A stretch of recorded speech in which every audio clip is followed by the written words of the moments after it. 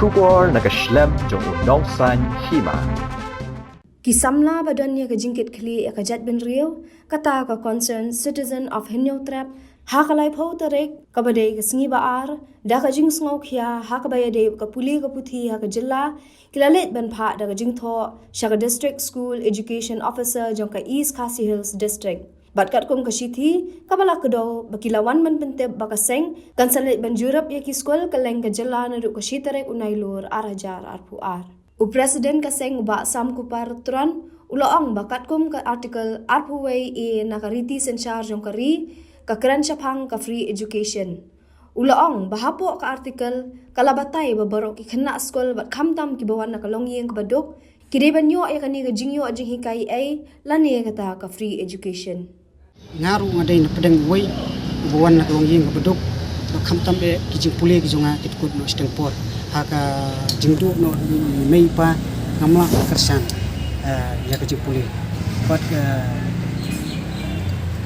kamdai kajing yakun ya ladi simet bakumju kini perlok ki jonga ki badan ni but naka group ki jongi nilai bon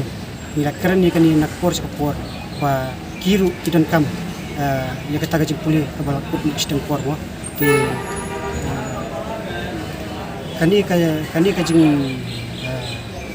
ka isu ko jong hi ni kwa ba bakan syai kani ka constitution kamut iu ba ka kumno ka trikam te kat kum ka article 21A ka ong kum ni to provide free and compulsory education of all children in the age group of 6 to 14 years as a fundamental right in such a manner as the state may by law determine. Te kani ka anhi kani ka article hi ka batay ba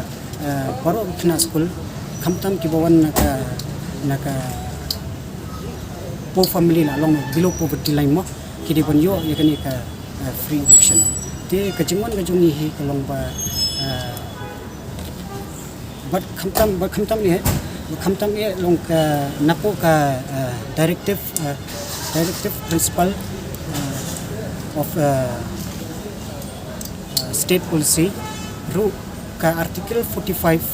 ka kransai ya kani ka juhi kidi banyo kikna nadu indro snam hadu khasaw snam kidi banyo tikna ya kani ka free education te but ka katkum ka RTE right to education ru mo ka kransai ba paro kena school hamtam ki bawan nakalongyeng ka baduk kidi banyo ni free education te ka jingwan ban ICT ka jongi shani kalong ba ni kwa ban tip kumno bata ka an ka trikam balai la busut apo Indian constitution bat kumno ki pentrikam mo kumno ka mentoy ya kita ki longyeng ki baduk ki ba wan ban kuli na ki longyeng ki baduk te ni naka kumki nong song ki ba don ga jikit ki te nakaliang group chungi kami ai kerteng ga concern citizen of New Trem te nilawan man pendu i district school education officer te hagajing late meeting ga jungi pat in don ti la palif ya ka shiti ga jungi hai haka kamera jungi te ba staff jungi tingla yo ban receive ru te ka jingwan ka jungi hi kalong ba kum ka shiti ba ni wan ban tip bangin ni na kaliang seng ni kondok ya kata ka field inspection ka bangin inspect ya ki school bro ki badan sa haki rural area namar katkum ka Indian constitution te ka article ka 21A article 21A ke kabakaran sa pangka free education te katkum ka article kala batay itu ba kitiban provide free education and compulsory ba kasketrian kajakasong jungki nong mikmat mo kamdei ka cinema hall lane kamde kata ka